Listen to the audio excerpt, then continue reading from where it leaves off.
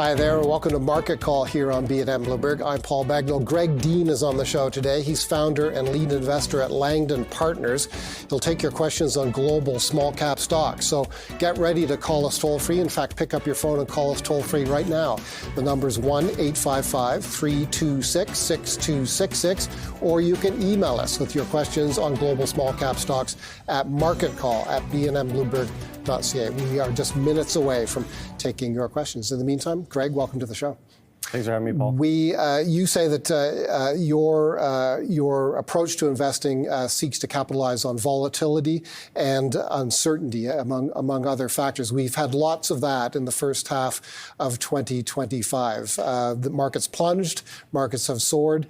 The tariff environment seems to create lots of uncertainty for people to fret about. Why don't you talk further about this environment?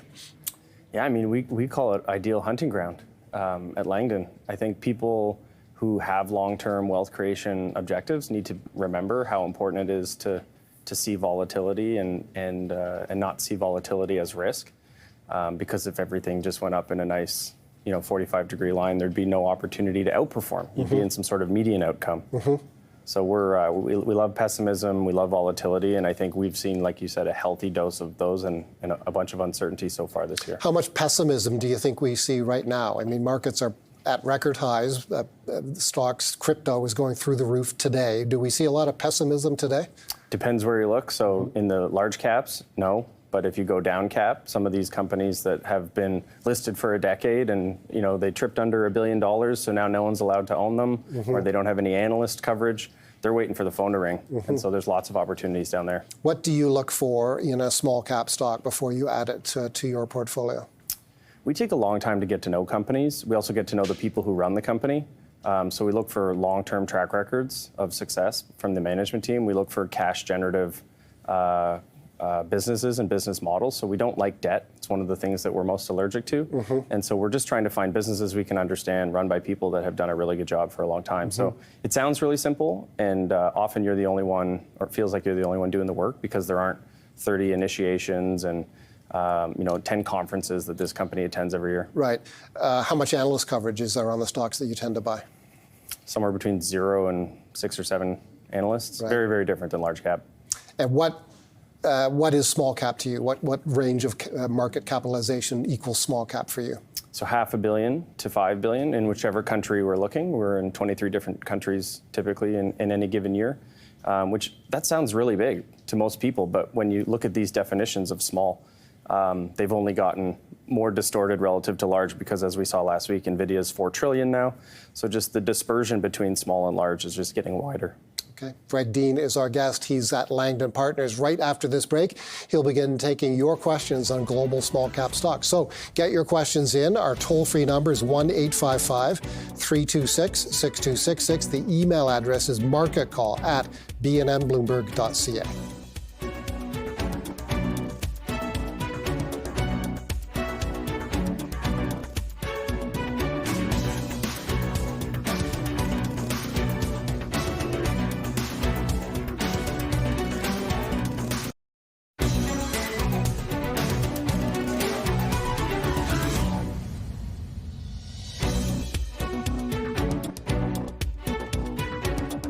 Okay, let's get the questions going to Greg Dean. Here comes an email from our viewer in Sarnia, Ontario, Colin. Colin asks for the outlook on Nine Entertainment Holdings. Nine Entertainment. Well, Colin, good on you for doing your work so far away. That's an Aussie-listed company. It was actually the largest LBO in the history of Australia to go bust around the financial crisis, and led to CVC exiting that region. We don't own it today and would probably not look to own it. It has a very high payout ratio, about a 7% yield, and has about 2.5 turns of debt. And those would be two things that we're typically looking to not see together. If they have a high payout ratio, ideally no debt, or if they have a lot of debt, not a high dividend yield, so not something we would own. The company's business is a broadcaster, correct? It owns broadcast outlets doing news, current affairs, sporting events. What's your take on that sector? It's been a tough one for us to invest in. I think there's been a lot of inflation in sort of the different outlets, the media outlets that have proliferated in the last number of years, and to actually build a brand and create enduring value. I think it's become harder. The talent, often wins. So when you're paying out higher percentages of your revenues to keep the talent, which draws the audience, it becomes harder to then invest for growth. And so a lot of these businesses are kind of like cash cows. And I think Nine Entertainment, I don't know if that's the nicest way to describe it, but they're paying out most of their revenues in dividends today, so it's going to be hard for them to reinvest and grow. So that's why we would avoid it. Okay, but you know the company, so you've looked at it, obviously. Yep. Have you considered buying? No, we meet about 400 companies every year, and we only invest in 5 or 6. So the ratio of things we know to things we do is very, very low. Okay, let's go to the phones for the first time in this show. Sam is in Toronto. Sam, thank you very much for your call. Hi, I'd like to have your opinion for KITS, KITTS, Toronto KITS Eye Care. I bought it at $12, and I see some of the analyst forecasts from $18 to $21. What do you think at this price, and do you have any target price? I would appreciate your comments. Thank you. Bye. Yeah, I appreciate the question, Sam. We have met them a couple times, and it's probably the business that we did the most work on and didn't buy that we regret here in Canada. This will be the second big success for the founding team, which is often something that we look for. Some of the issues, it's an optical retailer that also self-sources a good chunk of what they sell. And it's a space we've looked at across the world, Germany, Australia, a couple of businesses in the US. It's sort of bifurcated. There's the Luxottica Essilor business, which is the behemoth and does the high end really, really well. And then there's a lot of single country companies that are able to do the more value end. They aren't generating enough cash flow for us relative to our hurdle rates and relative to our comfort. But the irony is the revenue growth has been significantly stronger than we would have expected 2 years ago. So it's one that we continue to pay attention to. We I guess, are suffering from some FOMO, having not invested after meeting them several years ago. But we just have to remain disciplined on needing that cash flow generation consistency in order to pull the trigger. According to Bloomberg, it's trading at over 100 times expected earnings. So what kind of multiples do you use to make a decision on a small cap stock, and what do you think of 100 times forward earnings? Yeah, you got to be leery of PEs because a business like this is investing so heavily for growth, and they have a lot of amortization rolling through the income statement. So we would be looking at EV to gross profit. We also think EV to sales can be problematic. A lot of promotional companies will talk about their EV to sales multiple, but the margin on revenues are very different if it's a payments business or a software business, or in this case a retailer. So we think EV to gross profit for an earlier stage business is one important metric, but that consistent free cash flow generation, as I said, just isn't there. It's probably, haven't looked at the multiple probably in 6 or 12 months, but it was too high when we looked at it, and it'd probably be too high today. Okay. That's Greg Dean, and a couple of your questions on global small caps. We will continue speaking with Greg Dean after this. He's with Langdon Partners. Global small caps is the subject matter, so give us a call or send us an email. We'll do our best to get Greg Dean to answer your questions.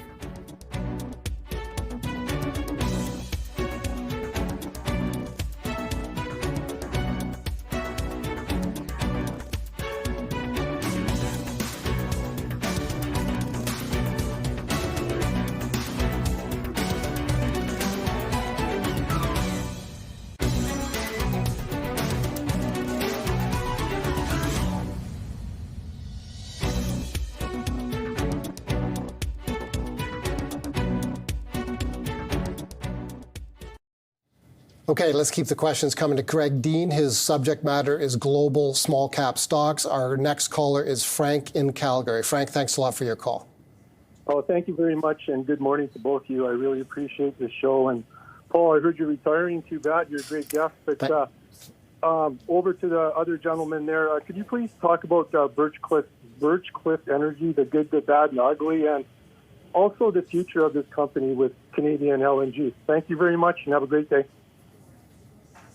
Yeah, thanks for the question. So Birchcliff is a size of business that we would be interested in. We've taken a very specific approach to oil and gas, where we're looking for proven teams that are more at the sort of land accumulation, early stage drilling success, where there's much greater probability for positive rate of change. Birchcliff, did have a leverage issue and was a business that we decided not to invest in. And we think that there's a lot of consolidation going on in the space, and it could become a beneficiary of consolidation.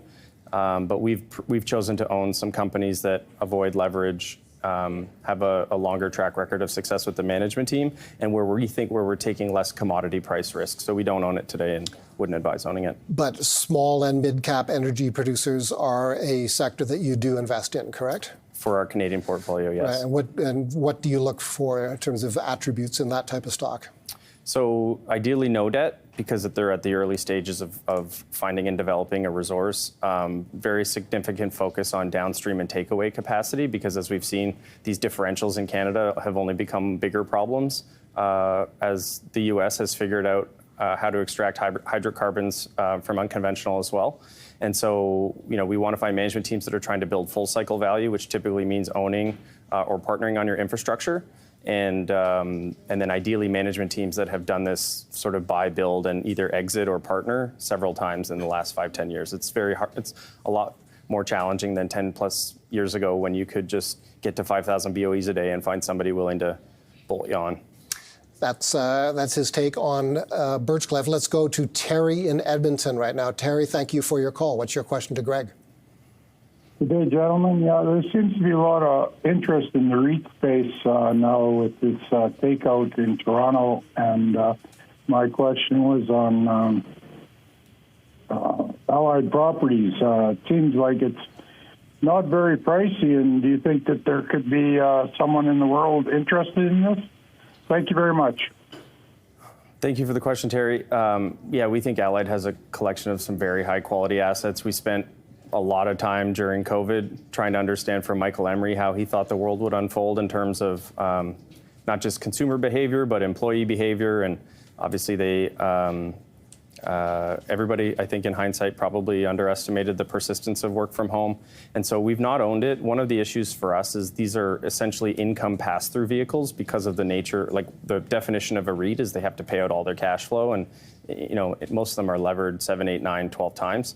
And so it then requires them to issue equity when they want to pursue growth. And one of the things that all the Canadian REITs did, especially the office REITs in the last 5-10 years, is they all got into development. And so development costs a lot of money and takes a long time. And if you're paying out all your cash flow on your mature assets, you don't have any cash flow retained to invest in development. So they kind of got caught promising growth, but also high yield. And so this would be one where the asset quality is high enough that we remain sort of following the company. I think our last meeting with them would have been about 1.5 years ago.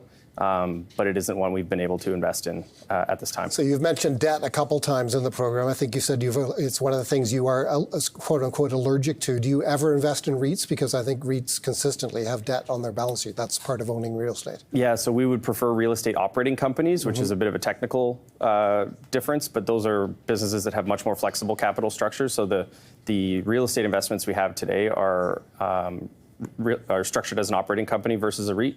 They do have debt, and they're in the self-storage space. We've had a lot of success in the last 3-4 years investing in self-storage. It's kind of not a main food group for these very large institutional allocators to real estate, so we've been finding better value there. What stocks in self-storage have you owned? We owned Self-Storage Group in Norway, which was acquired in 2022 or early 23 by TIE Kref Nuveen, which is the largest self-storage platform in Norway. We own Storage Vault here in Canada, which is run by Steve Scott. He's been a very capable operator for a long time, someone we know well. And then in the UK, we own SafeStore, which is we think a similar positioned business in terms of scale and outlook as Storage Vault here in Canada. Okay, let's go to our next caller. Nelson is in Toronto. Nelson, thank you for your call. What's your question to Greg Dean? Oh, hi, Gregory. Welcome to the show. What's your thoughts on Madison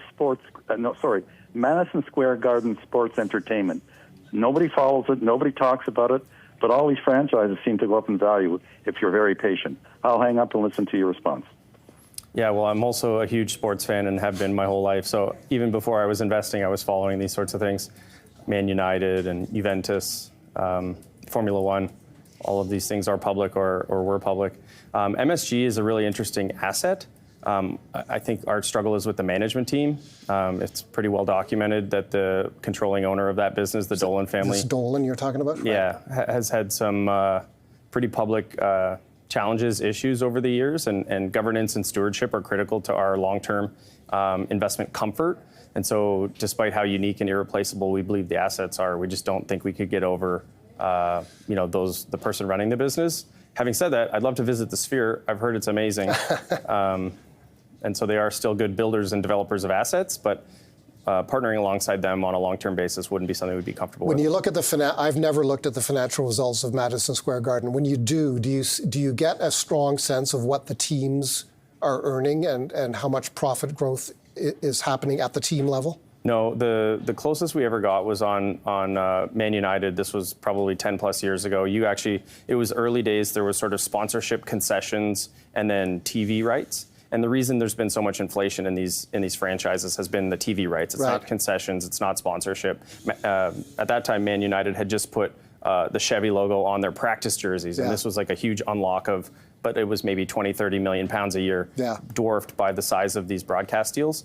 When you look at who's selling, and again, NBA specifically, look at the tenure and the caliber of the executives or owners of the teams that have sold in the last 12 months. Boston Celtics, which were owned by some very savvy financial investors. Actually, my old boss was an owner of the Celtics until this recent sale. And the challenge is, I think, in order to make money from today's asset values, you need to be good at real estate development and a whole bunch of things that the current cohort of owners maybe aren't experts in. Mark Cuban's talked a lot about this. It used to be about media and being media savvy, and now it's more about real estate and being real estate savvy, because these have become real estate empires surrounding the arenas themselves. That's Greg Dean on Madison Square Garden, which is a publicly traded stock. Let's go to an email from our viewer, Nancy. Nancy writes as follows. Do you have a view on Sagicore SFC?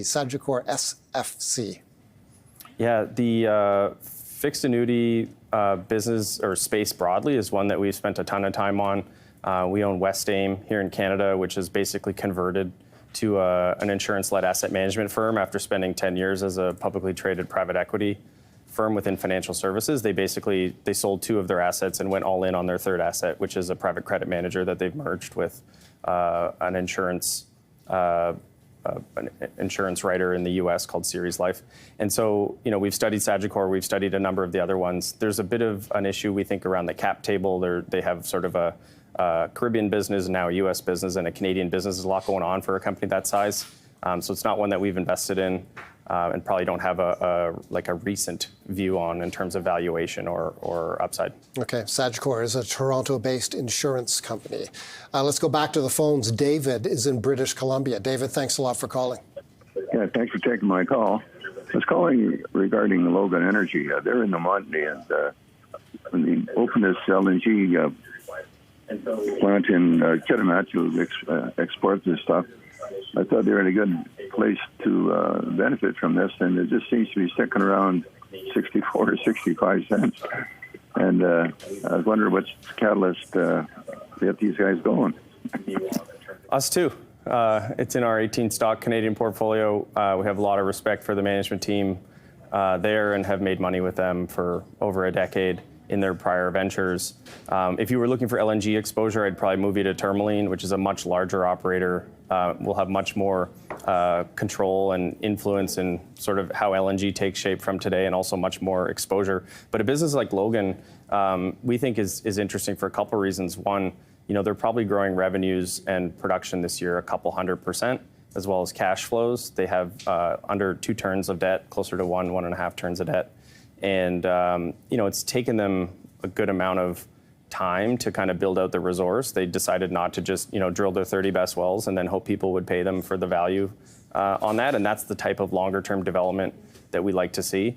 They've also taken a very interesting and smart view around infrastructure. So, proven team, very driven and ambitious team that's focusing on, cash flow per share growth as opposed to dividend yield, which we appreciate. I imagine the stock would be up 25% tomorrow if they decided to pay a yield. They're not, because they can get much higher returns developing resource. And so we've encouraged them to just stay the course, and the valuation will sort itself out in the long run. Ultimately, they don't need capital markets. So those are the types of companies that you have a lot of positive optionality with long term.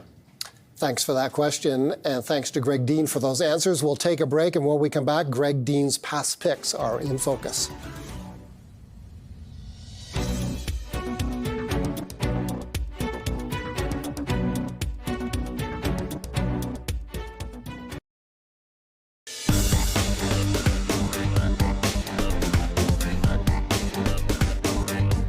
Welcome back. It's time now for Greg Dean's past picks. Greg visited with us earlier this year on February 13th of this year. One of his top picks on that day, A&W, ticker symbol, AW on the TSX, recommended when the stock was trading at just under 35, now trading at just over 34. That's a return of 7% and a total return, when you factor in dividends, of 11% over that period of time. Greg. Yeah, I think sometimes people overlook the obvious. This is a business you're getting almost a 6% yield. It's a franchise business, so it's capital light. They don't have to spend money to open stores. Their franchisees do that. And then they have another free option on Pret a Manger, where they own the rights nationally, and they've opened one store. I believe they're opening 3 this year. It's a business we continue to own and like, and we think that there's a chance for double-digit, mid-double-digit returns from a very stable, consistent operator with a long-term successful track record. And is this a royalty collector? You would know what I'm referring to here. Some of the restaurant companies operate as royalty firms, correct? Where they collect a flow from the operating company. Is that what this structure is? So this one has some explaining they're required, just because A&W used to be a 3% interest in the royalty stream only, but then what happened in December was they merged the operating company with the royalty stream. Right. So it is now like a full cycle owner of the IP. And a franchisor of the roughly 1,000 stores, I believe, in Canada. So it's more than just collecting the royalties, which makes it riskier, but also we think gives it a lot more upside. And the balance sheet and the valuation we think are warranting of an investment today. We think it's probably worth $50+ per share. Okay, 50 plus. I'm just going to check in on the.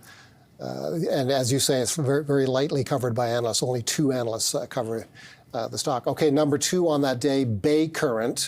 This is a Tokyo traded stock. There you see the numbers, a total return of 16% since the middle of February this year.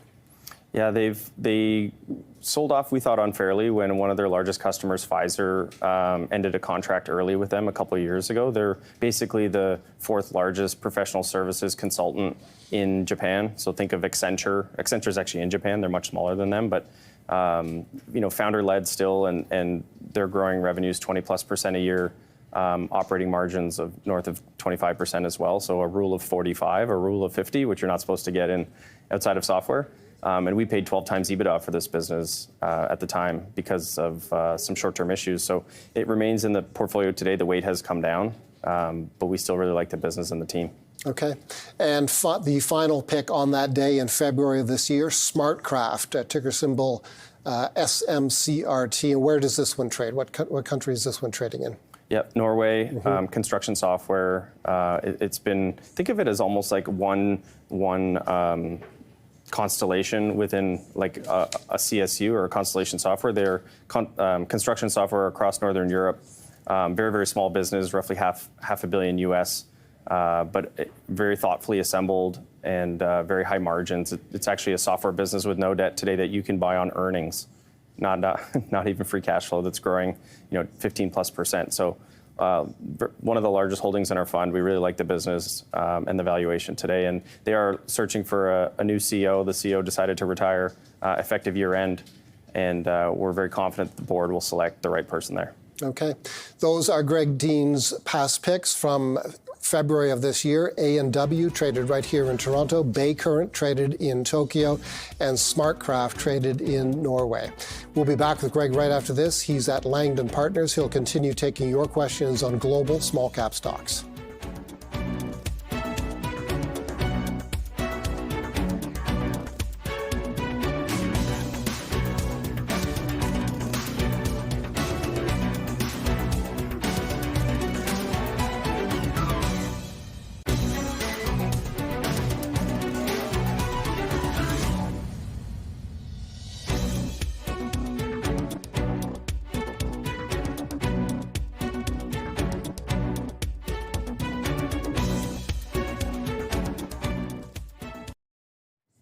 Okay, let's go back to the questions to Greg Dean. Freda is calling us from Chilliwack, BC. Freda, great to hear from you as always here on Market Call. What's your question to Greg Dean?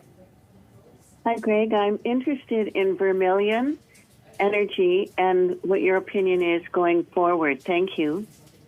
So interestingly, Vermilion, and I don't want to sound like a historian, has sort of done some things over the years that have made it hard for us to make an investment. They kind of went international, just as there was a lot of opportunity within Canada, and international valuations are always lower because you have to risk adjust some of the countries where these assets are operated. They did a lot of that with debt, so it kind of ran into a lot of trouble in sort of 2019 or so. Then they started selling a lot of those international assets to buy assets in Canada at much higher valuations. So if you look at the returns on capital, they're well below what we would feel comfortable investing in. From today, if they've been able to get the debt down, I haven't looked in a while, it could be more interesting, but I would definitely encourage you to look at something like a Logan, or if you wanted something with a similar risk profile and size-wise to Vermilion, I would look at Tourmaline. Okay, let's go to an email from our email inbox. David is our guest, and his question is, your thoughts on Exchange Income Fund. I bought it at 40, and I still see room for growth. Nice dividend as well. He addresses the question to Jeff. Of course, our guest's name is Greg Dean, but absent the typo in the name, what do you think of Exchange Income Fund? I get Jeff a lot. No, this is a really interesting business. It's probably one of the better kept, or maybe until earlier this year, was one of the better kept secrets in terms of wealth creating companies in Canada over a really long time frame. Something like 15% compounded over like 15 years. So one of these former income trusts that's actually done a phenomenal job creating value for long-term shareholders. They are a collection of businesses. This would be close to calling it publicly traded private equity, but there's a lot of strategy and thought that goes into the assets they acquire and the integrating them with the existing assets they already own. We like the management team a lot. They've been there for the entire journey, and they're building a moat in sort of air travel or air traffic within northern Canada, northern Ontario. We've been out to see them a number of times. We haven't bought it, but it's a business we like and a team that we like. Okay, let's go back to the phones. John is in Aurora, Ontario. John, thanks for your call. You there, John? Okay, we've lost our connection to John. He wanted to talk about another smaller mid-cap energy company, Whitecap Resources.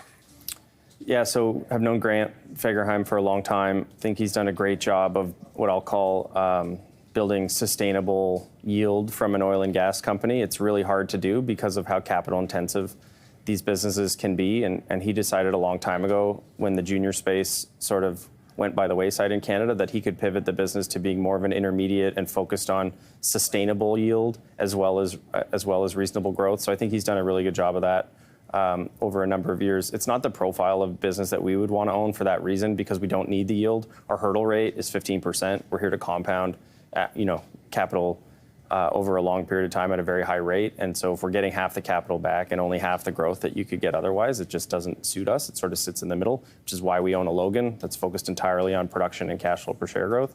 But if you were interested in trying to get a yield from an oil and gas company, you could look at Whitecap. I also think you could look at Prairie Sky, which can give you, today around a 4% yield that has no capital invested in drilling oil and gas wells or infrastructure, and basically collects rent and is run by a very, very talented team. So that would probably be another one to look at. Okay, there we see Prairie Sky over 5 years.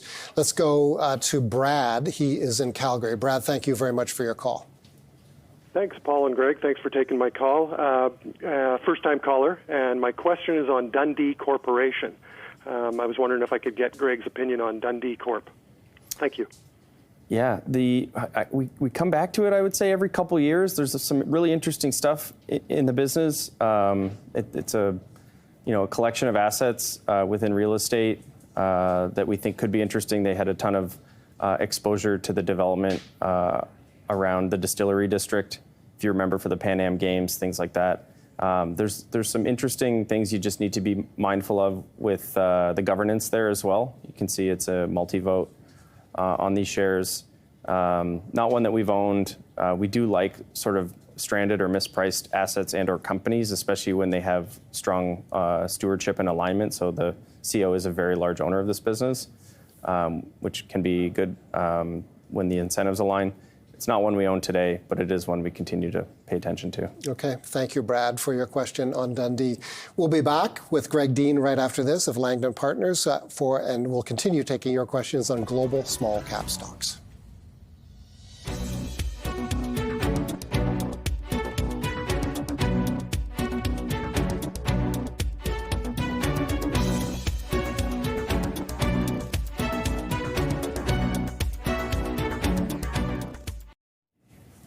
Let's go toward the phones and keep the questions coming to our guest on Market Call. Harish is in Guelph. Harish, thank you very much for your call. What's your question to our guest?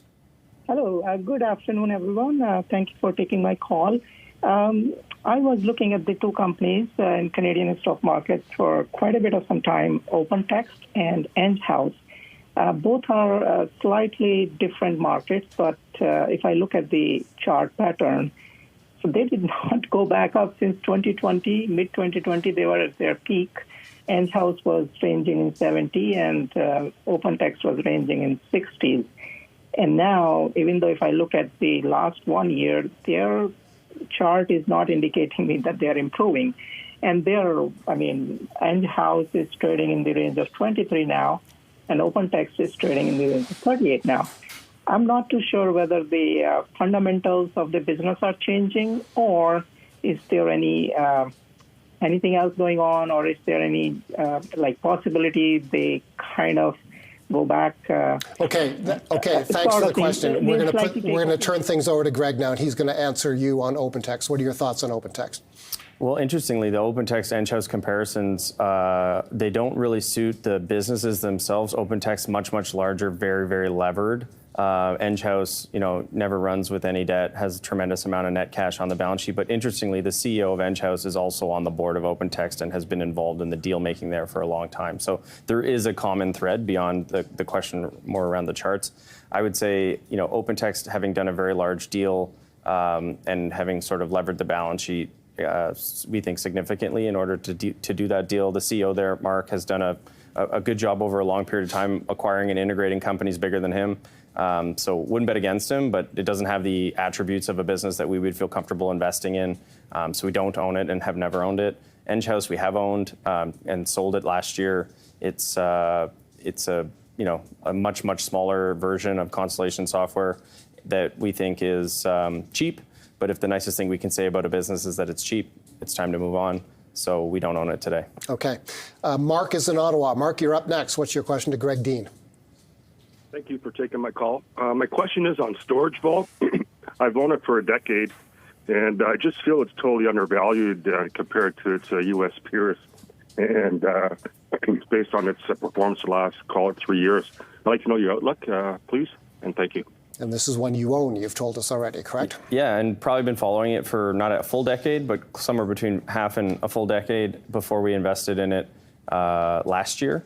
We agree. We think it's fundamentally undervalued. I think there's some real challenges in real estate. This interest rate cycle has sort of put cap rates and appraisal values, you can throw them out the window, and everyone's trying to digest what that means.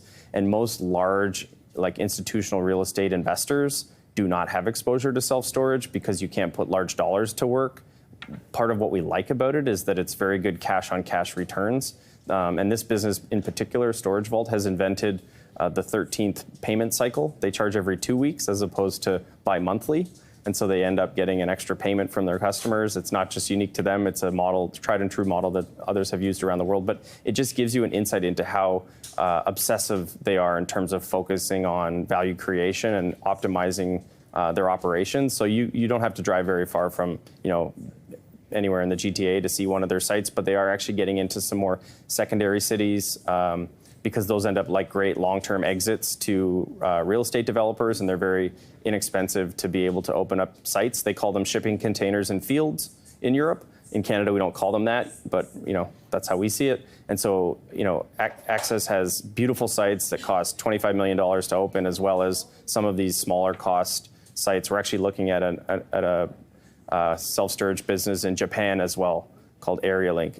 And so we're seeing this ability to go around the world and that this asset class is mispriced, and we're trying to find the best operators. And there's no doubt in our mind that the Storage Vault team is that here in Canada. I would imagine part of the business model here in this industry is that customers almost always keep a locker for longer than they think they will.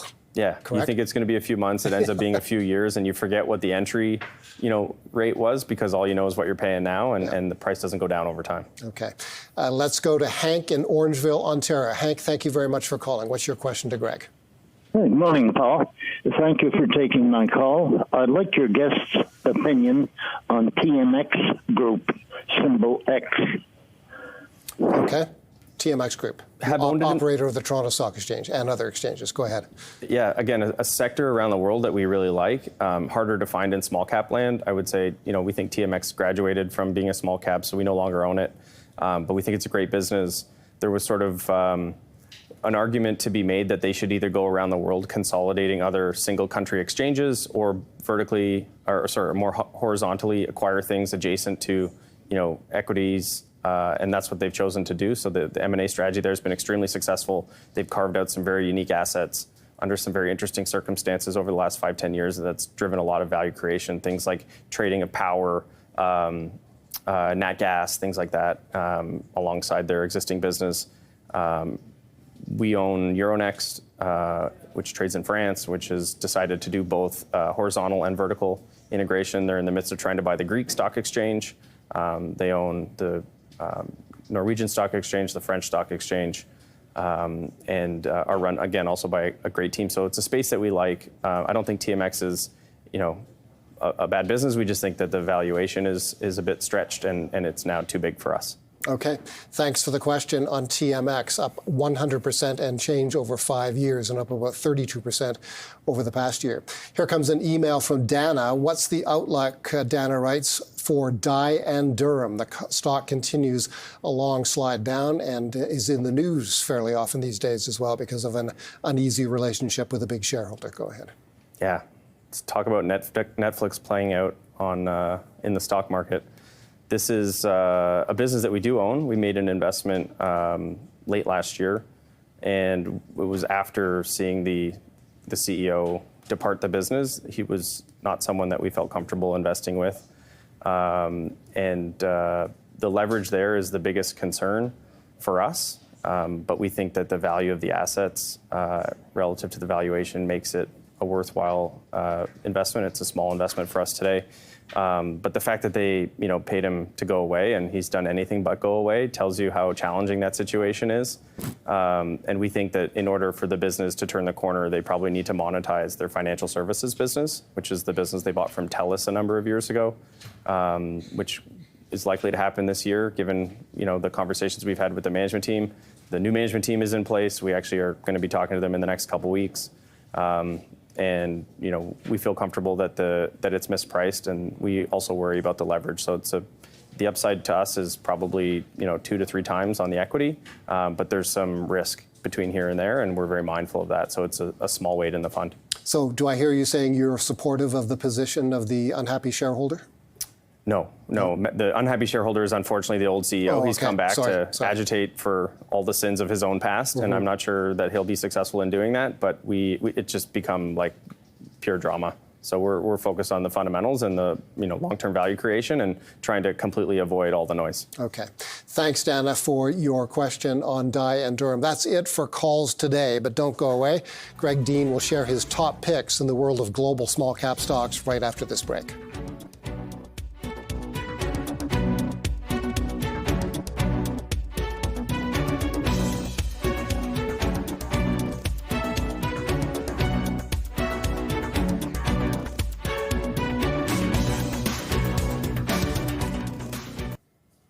Join us tomorrow on Market Call. Gordon Reid will be on the show. He's president and CEO of Good Reid Investment Counsel. He'll take your questions on U.S. equities. And if you miss Market Call, check out our daily podcast. You can find it on iHeartRadio and other prominent podcasting platforms. You can also watch full episodes of this program on our YouTube channel. And now it's time for Top Picks with our guest, Greg Dean. He covers global small caps. He's taken your questions on global small caps. Thank you to everybody who took the time to put a question in. And let's get to those top picks now. The first one, Greg, a company called Chapters Group. Where does this one trade? Chapters Group trades in Germany. Very interesting business, has sort of been repositioned from an acquisitive operating company, let's call it, 2-3 years ago. The CEO came in. He was actually a former fund manager in Germany who decided that permanent capital, similar to Warren Buffett, is extremely valuable and has been able to divest of a number of underperforming businesses within this company. We made an investment last year around $24, and actually our Mansour, who on our team covers Europe, just got back from their AGM last week in Germany. And what's interesting is this Daniel Ek, speaking of podcasts and Spotify, Daniel Ek is one of the very famous owners of in their cap table, as well as Mitch Rales from Danaher. And what they all basically backed, as well as us, was a business that was going to go out and acquire mission critical software assets at what are sensible valuations and be able to grow those, because I think a lot of companies have been good at acquiring software, but very few have been able to create an environment to incubate and allow for organic growth within these software assets. And so Chapters has been doing a great job of that. They've pulled off a number of acquisitions in the last couple of years. We think it's still attractively valued, still own it today. Hence why it's a top pick. We've done well, but we think that there's a lot more upside. It's still roughly $1 billion. So. Okay, number 2 on this day, a Toronto traded company, Sylogist. Yeah, we can't forget our home country. We are based here. Sylogist is I guess it's technically Calgary based, but the management team's in the U.S. And it's government, education, and charity software, or software sold into those regions. It's had also a bit of a sordid past that at my former firm we were a part of. So we actually bought shares from the RRSP of the former CEO at about $2, call it 10, 12 years ago, and made a lot of money with them. And then he decided to do some things that we didn't like, and we ended up exiting. But with the governance there improved tremendously, the management team changed. We think it's back to an undervalued and growing software business. The bookings growth and the revenue growth in this company is 20 to 30%. Trades at closer to 4 times EV to recurring, when most sensible valuations for a business like this would be closer to 7. So we hope it doesn't get taken out. We think there's too many of these going around Canada, good companies that are small and mispriced and eventually just get acquired. We'd much rather see them compound in the public market, and so we're supportive of the management team and the execution here. So you mentioned a couple software companies. What do you look for in a software company? It starts with the team, team and then customers, because, it's easy to be, we'll talk about the next topic. It's easy to be a customer of that type of business. It's really hard to be a customer of all forms of software. And so we really need to put ourselves in the customer's shoes. What problems are you solving for these customers? Why are you allowed to charge what you're charging? And then we want to understand the runway for growth. And usually it comes down to, if you're selling to huge companies, you end up with long sales cycles and very expensive upfront costs. If you're selling to small companies, their failure rate or the churn rate could be a lot higher because they maybe need you on Monday, but then on Friday they decide to cut costs. So there's a whole bunch of things that would go into our framework for understanding and deciding to invest in software, but it definitely starts and ends with the team. Okay, here comes the final pick on this day, a familiar company from a consumer brand point of view, Yeti. This, of course, is the maker of coffee cups, water bottles, coolers, and other type products. It trades in New York under the ticker symbol YETI. Why do you like this company?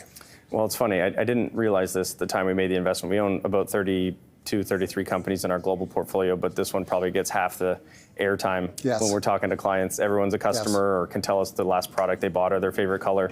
But what we really like about this company is it's 12 times owner earnings or cash flow. It's growing they've had long-term earnings guides of 11 to 15% over the last 10 years. Ironically, they've only ever overperformed or underperformed. So the average has been about 15 for the last 8 years, but they've never hit their numbers. And so the last year and a half, they've missed that number for reasons we think make sense. The drinkware business is quite mature. It's about $1 billion in revenues, 60% margins. And if it grows at GDP, we'll be thrilled. And the rest of their business is growing mid-teens or higher. They just entered backpack, cast iron cookware, food and beverage. So we think there's plenty of reasons to get excited, and it's trading like an ex-growth consumer products company. Do they sell their stuff at higher margins? It's become a very prominent brand, and it certainly has a reputation for quality products. In a segment, you call it drinkware, where there's a lot of flimsy product floating around. Crazy stat. Probably the most shocking thing about the business to me is, in investment banking, if you do $1 million in revenue per employee, you're doing well. Like Goldman Sachs, companies like that. Yeti does $2 million in revenue per employee. They have extremely high margins, which gives them a lot of EBIT dollars to reinvest for growth.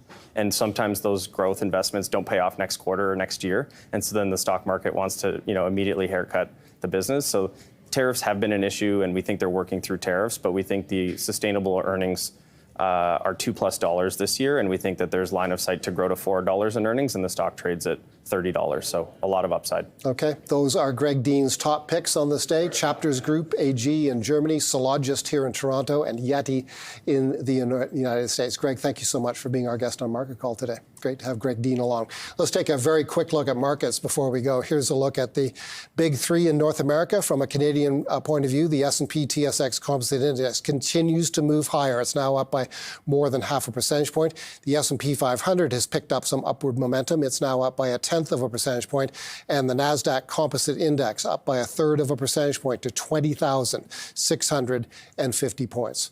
Thank you so much for watching Market Call. We'll see you right here tomorrow.